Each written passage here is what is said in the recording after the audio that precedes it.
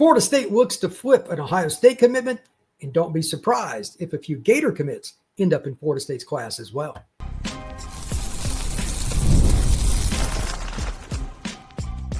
You are Locked On Seminoles, your daily podcast on the Florida State Seminoles. Part of the Locked On Podcast Network, your team every day. Back to Locked On Seminoles. I am your host, Brian Smith, longtime college football recruiting analyst. Thank you for making Locked On Seminoles your first listen each and every day here on the Locked On Podcast Network. We're going to break down Florida State's really impressive visitor list for the Miami game. 28 prospects, 27 prospects, and the current class as well, commitments and otherwise. And it's going to be a lot of fun because this is how Florida State recruiting should be all the time. They've kind of entered that next level, and we're going to get into that as the show goes on. We're also going to talk about several of the current Florida commitments. Will they end up with UF? How many could end up with Florida State? I give my strong take on where that's going to go. And little hint, at least one is my prediction right now to end up at Florida State. We'll see how that goes as the year progresses. But right now, again, at least one I think will end up playing for the Noles. To begin, though, a legacy recruit, somebody in state and is committed to Ohio State, is being picked to sign with Florida State. That is a really big development. Plays at the Bowl School. It's a program that Florida State's recruited forever. It's a really good program in Jacksonville, has been forever. All of those things don't go your way very often. You got to capitalize. And Florida State's offense this year, which is ranked number one statistically, probably is helping a lot for a tight end who plays out wide as much as he does in the backfield, etc. Corbyn Fordham. His father was an offensive lineman for the Florida State Seminoles, and he's a kid again. He's just right down the road. He's in Jacksonville. He's been committed to Ohio State for a long time, but if things don't end up changing, it would be surprising if he doesn't end up playing for the Noles. Ohio State's trying to keep him, but I don't know where that stands. After Monday night, they were supposed to meet with him, according to what I read on, I think it was 24/7 Noles. But this is a recruitment. They got him pretty early. Congrats to Ohio State on that. And Florida State at the time, coming off the season they did, it's not really shocking. But things have trended in the other direction. And I went and watched his film again, just as a reminder. I liked his junior film before, but I'm glad I went and watched it again. Tremendous hands. He's very savvy with how to use his body to shield defenders. And he's just very physical. Maybe the most impressive play has nothing to do with his ability to catch the football, run routes, or make plays after the catch. Inside zone has a lot of different subpoints to it. They call it split zone when the H-back comes across and kicks out the defensive end. Well, there's also a subset of it where he takes on, and this is a little different. They let the interior defensive lineman go through, and then the H-back or tight end blasts him on a weigh-in block. I don't know who the kid was, but on his film, and it's just a knockout shot. He just crushes the kid. You have to be a little bit different to want to block in that manner. And in Gus Malzahn's offense, as much as he uses an H-back, hello, Randy Pittman, who just had a passing touchdown, a rushing touchdown, and a receiving touchdown. I think that H-backs are obviously cherished, and he's always been that way. That's probably another reason for Fordham being picked by some people to end up in Tallahassee. He's just a fit. He is a fit. I think that with Chase Lofton, the young man that Florida State got out of Nebraska this last year, and Fordham, if they got those two in back-to-back classes, that's about as good as you're going to get in terms of big-bodied tight ends who can play out wide, but also have the physicality and the nature to be really good in the blocking game. You have to in Gus's offense. Take that every time in a 2-year span. It's not done. We need to see him sign on the dotted line, and, of course, we need to see him flip his commitment, but Florida State would do very, very well to end up with Fordham. So, again, Dad played at Florida State. It was somewhere in the 90s. And he's a kid that's right down the road at one of the best programs in the state of Florida at Jacksonville Bowls. He's listed at like 215, 220. Looking at him, I'd guess 235, 240 as an H-back, kind of traditional. He's 6'3", 6'4", somewhere in that range. This is right down the middle on what you're looking for if you're Florida State. Now, let's talk a little bit about Florida's class. This is a unique scenario because Billy Napier is on the hot seat.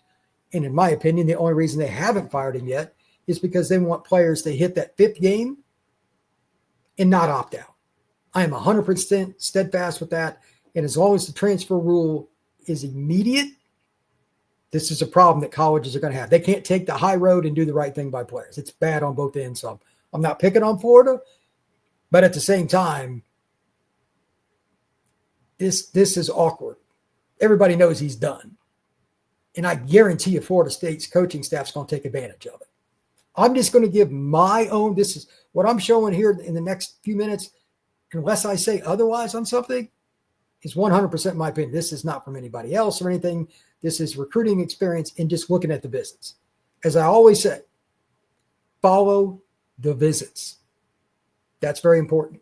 And number one on the board, I wondered about this one because I was told a long time ago, I assume this is true, that Caden Hall was a Florida State fan. He's from Milton, which is just a suburb of Pensacola. You're just over 2 hours from Florida State's campus, like 2 hours and 10 minutes or something like that for being in Tallahassee. And it's a lot closer to Tally than it is to Gainesville. But he is a Gator commitment. He's a national recruit at safety. I think he's one of the most instinctive players, not only in the state of Florida, but in the country. Forget position. Forget that altogether. Caden Hall, you put him at running back or receiver, he figured it out. He's one of those guys that any really good college football coach is going to have a fit for. If he went to Georgia Tech, they'd find a way to use him. If he went to Clemson, they'd find a way to use him. And not every school would use him at the same spot. He's just a good football player. But in the back end of the defense, he's a guy that can direct everything. And based on how Tony White uses his D with 3 safeties, just full stop. Caden Hall would be a great fit there. I think he would be your guy in the middle of the defense that makes the calls.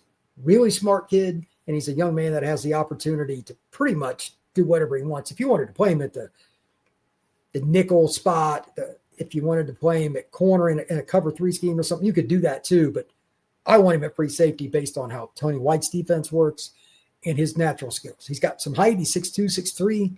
He's close to 200 pounds. He is all those things. And again, most importantly, it's between the ears. Caden Hall is an elite player. And he's going to be in Tallahassee this weekend for the Miami game. Read that on 24/7 site, Knowles 24/7. So I would be surprised if he's not seriously looking at Florida State. You're not going to make that visit just for fun. Those two schools hate each other, and Florida's coaching staff's not going to like it. They're not in control, obviously. They may not be employed in a week. Who knows? But this is a very big development. National recruits like that, he could go to Alabama. He could go to Georgia. He could go wherever he wanted. For him to be in Tallahassee this weekend, that is a telling sign. When we come back, I'm going to have more comments about the Gator commitments for the Knowles and break down the commitment list, the visitor list for Florida State versus Miami. That is next here on Locked On Seminoles.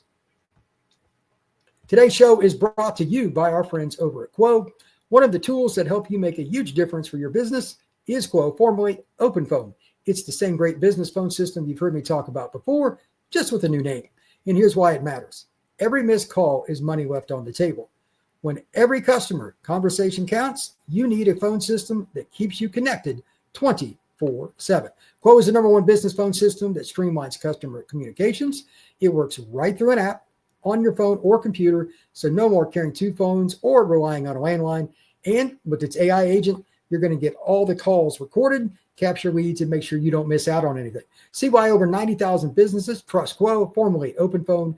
Get started free and get 20% off your first 6 months at quo.com/lockedoncollege. That's QUO.com/lockedoncollege. And if you're an existing customer that's got other numbers that you need to port over, they'll do it for free. Quo, no missed calls, no missed customers. We are also brought to you by our friends over at FanDuel. Right now, new FanDuel customers can get everything rolling with $300 in bonus bets if you win your first $5 bet. And with the NFL season well underway, it's a good time to join. You can lock that, again, $300 in bonus bets across the app. So if you want to bet on the over-unders, player props, or if you want to just bet on traditional money lines and different things like that, that's not a problem either. FanDuel's got you covered. See what you're waiting on right now at FanDuel and download the FanDuel app today. Thank you once again for making Locked On Seminoles a part of your day each and every day here on the Locked On Podcast Network. Appreciate you stopping in to talk a little recruiting on a Tuesday afternoon. Florida State is certainly trending in the right direction. That is for sure. Now I'm just going to kind of go over a few more of the kids that I think should be considered a possibility for Florida State. They're either A, already talking to them, or B, I expect them to be at some point, because again, it's not a matter of if he will be fired. It's when Billy Napier will be fired. And recruits, remember, this never changes for any school. They pick coaches, not schools. So Florida's in a lot of trouble, and that's just the way it is. CJ Brono, this is a kid from Windermere, Florida, on the edge of Orlando, one of the fastest players in the country. He has multiple times under 10.4 recorded. He is a absolutely great young man. Had the opportunity to cover him at Under Armour earlier this year. Nebraska, Florida State, and just about everybody under the sun is recruiting him. I am curious to see if he will end up taking a visit to FSU anytime soon. Maybe it's the Pittsburgh game. Maybe it's another one of the games coming up. But keep an eye on him. He's committed to the Gators. He's a national top 100 recruit. But Florida State and everybody else is after him. I don't know if he'll end up anywhere else besides Florida. I think he truly likes the Gators. But again, this is a Napier situation. Who's the staff going to be? And that's probably going to cause him to take at least some visits. I expect FSU to be one of them. Kendall Groville, Florida State needs defensive tackles every year, and they're in a good spot. I don't know if they'll really go after him at this point, but he's another kid from Fort Myers High. They just got a kid committed from there. It can't be out of the realm of possibility that they would take him. Is he really looking around? I have no idea. But it's a circumstance where Florida State was recently there. They got a commitment from that same high school, a guy that plays next to him. It's a possibility. We'll see how that goes. National recruit. Kendall is a top 100 guy by 24/7 and other publications too. He's top 300 by any measurement you want to go. And he's 285 pounds. Or excuse me. That's the Johnson kid. This kid's over 300 pounds. Worst case scenario, he ends up being a role player for you at D tackle. Role players at D tackle are still worth their weight in gold. There just aren't enough of them. So don't be surprised there. A kid that I'm not sure where Florida State stands, but I expect him to at least try just because he's good. He's an out-of-state guy, but I really will be surprised if he ends up with the Gators. KJ Ford, a power end that plays at Duncanville High School in Texas, one of the best programs in the country. We'll see if Florida State can get him on campus, but everybody's going to try. Another kid that I think is top 100 nationally. Wouldn't be surprised if they went after Marquez Daniel. They recruit the state of Alabama quite a bit. He lives pretty close to me. He's in Tuskegee at Booker T. Washington. Good kid. Marquez Daniel, he's a young man with a lot of athleticism, but most importantly, he's just long. Florida State covets height at wide receiver. He's 6'5". I've stood next to Marquez. That is a very tall young man. 6'5" is not incorrect. Auburn is where I think he'll end up, but don't be surprised if Florida State gets a visit. Hezzy Kent, Brunswick, Georgia, down in the southeast part of the state off I-95. Really unique player. Wants to play tight end, but he's about 300 pounds. Florida told him he could play it. We'll see. Miami and Florida State are among the schools that have been trying to flip him at one point in time or another. Is he going to come back for a visit? I'm going to go ahead and predict if he visits Florida State again, that's where he's going to end up. The Gators trended for him for a while, but Florida State was in that recruitment till the end. Don't be shocked if Hezzy Kent is another guy that ends up in Tallahassee. Justin Williams, this one would be harder. He's a kid from Gainesville. That's pretty rough. He plays at Buchholz, very good program. He's a wide receiver, and Florida State has other receivers that can play a similar role, but I know they have spoken with him. Would it shock me if Florida State landed him? No, but I think he would be one of the more unlikely candidates that they're still after. Carson Baker, running back out of Langston Hughes. This kid shot out of a cannon. Saw him on film earlier this year playing in a game. He's one of the fastest players in the country, and he's 200 pounds. Him and Mekhi Danzy would have a lot of fun doing some races. He's that kind of guy, and he's got size. Good kid, plays at one of the best programs in the greater Atlanta area and, quite honestly, in the country for producing high-end talent, not just once in a while, but every single year they're going to have 2 or 3 guys that are FBS, high-level recruits, SEC, Big Ten, etc. Florida State's got a chance here. If they get him back on campus, he's another one that I like a really, really lot. That, like, Florida State's not in a spot at running back right now where they could turn somebody down because they've got quite a few guys that are juniors and seniors. Let's see how they approach that, and they like to rotate a lot of guys. A home run hitter like that for Gus's offense, I expect the Noles to make a push. Now 2 guys that I'm not really sure but Florida State's in the market for offensive linemen, so I'm just going to bring them up. Tyler Chukium, South Paulding High School in Douglasville. That's a kid that's just on the west side of Atlanta.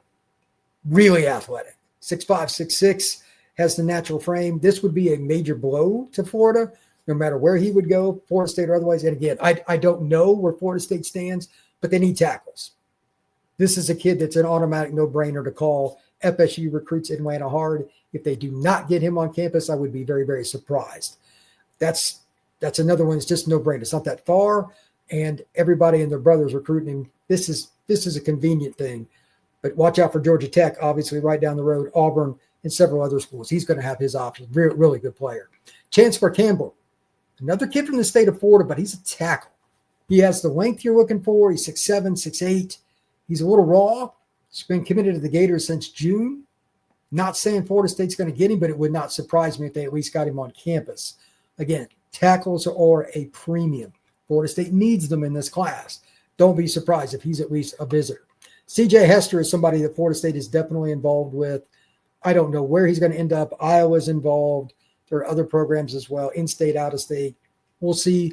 He's a kid out of Cocoa. He could play free safety. He could play corner. He could play receiver. He could really run. CJ Hester is really good. I just don't think he's going to end up at Florida. Not saying it's FSU, but from what little intel I've received, this is one of the few kids I did get some intel on already. That's a young man talking to other schools. I just don't think he'll end up at UF. I already talked about Caden Hall a little bit. And one other kid that I just want to mention, wouldn't be shocked if Javari Lucas got a phone call. He's another tackle. He's at Belgrade Glade Central. Is he a kid that's going to end up somewhere besides Florida? Possibly. I don't know his backstory as much, but that's a young man that I think will take a visit or two somewhere else. So we'll see. But needless to say, Florida State, they're in a pretty good spot with a lot of these kids because they've got relationships with them. And Florida's falling apart. So we'll see. To finish up, just going to kind of give a few notes on a handful of the kids that I know something about that are visiting for the game this weekend against Miami. Some of these young men, while they're committed elsewhere, you know what? Florida State doesn't care. They're just bringing in guys. And to start off, just as an example, Amari Thomas, who flipped from Florida State to South Carolina, is going to be on campus. We'll see. He's the running back that's right down the road, Blountstown, Florida. He lives, 50 minutes from Tallahassee, something like that. That's interesting that he's visiting again. Derek Cooper, Texas commit, South Florida recruit. He's at Chaminade Madonna, famous program. Miami, Florida State, maybe Georgia, who knows? But he's visiting again. Maybe he's gotten the attention of Florida State staff and vice versa because of how the season started off. I don't know, but that's really interesting. Jaden O'Neal is going to be on campus. Of course, he's Florida State's quarterback commitment out of Oklahoma. Derek Baker, a kid that's a big-time 2027 quarterback recruit. He's out of Milton, Florida, which is on the north edge of Atlanta. He has a cannon for an arm. Arguably the top running back in the 27 class is going to be on campus from Pittsburgh. Keemon Spell, he's elite. I mean, he is a big-time player. He's committed to Penn State, but again, he's coming into town. That is a really good player. Javaris Warner, he's a kid from Troup County. He's a running back in the 27 class. A little undersized, quick, really athletic. He fits Gus's offense. I wouldn't be surprised if Florida State made a push for him. There are a bunch of commitments coming in. Ephraim White, Jason Lopez, Darian Williams, and several others.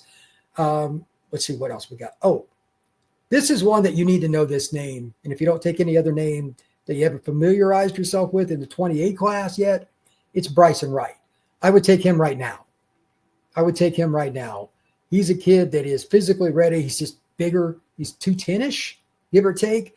And he was dominant at Rivals 5-star. He's a guy that just has a different kind of gear in terms of his work ethic and his ability just, honestly, to do whatever it's needed on that play to use his size and his frame to make catches. He can go deep, too. He beats guys one-on-one. Really, really good football player. He'll have 50 offers before his junior year of high school. He's one of those rare guys. He'll be a national top 10 recruit conservatively, maybe top 3. Let's see here. Jacoby Green's going to be on campus. That's good. He's the offensive lineman from nearby. I believe he's at Madison County, if I remember. He's at one of the local schools. Jatori Williams, I'll be curious to see if he shows up. He's a 2027 recruit. He plays at Phoenix City Central, and I saw them play recently down in Orlando. he's a monster. This is a national recruit, but he recently committed to Bama. No shock. Can you get him on campus? He's listed. I want to see if he actually shows up. If he does, game on. That kid can pick his school.